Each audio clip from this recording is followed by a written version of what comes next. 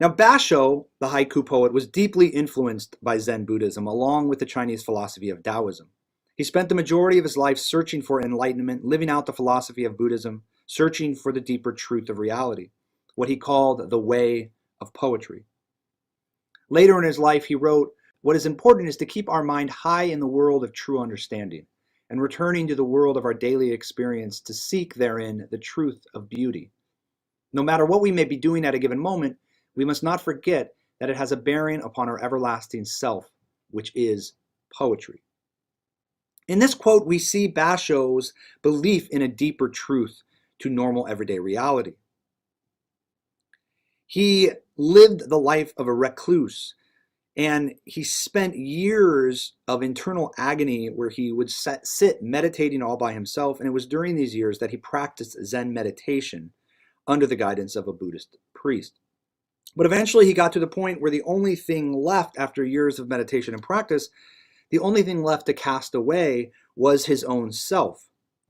And he saw a chance in achieving his final release from the attachment to the self through his own journeys and his own travels. So in the summer of 1684, he started on one of his first major journeys.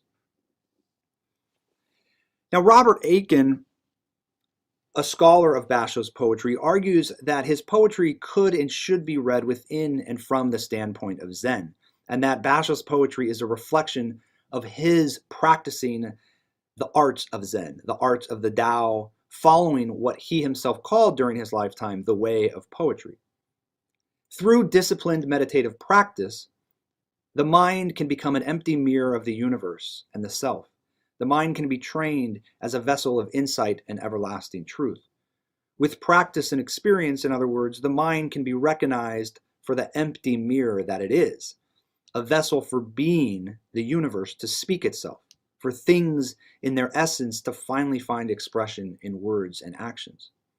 Basho's poetry works in this way, creating short poems where the mind operates as a mirror to reflect the relationship between things, people, and natural phenomena. His poetry is not about the accumulation of knowledge. Like Taoism, or the way, the Tao, its focus is to stay present in the moment, the flow of time, without judgment.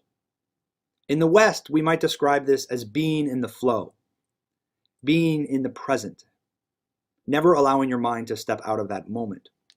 And for those practicing Zen, the goal is to be perfectly in tune with the joy and the ephemerality of the present moment. For the Zen master, eating a grain of rice is just as luxurious as purchasing a car.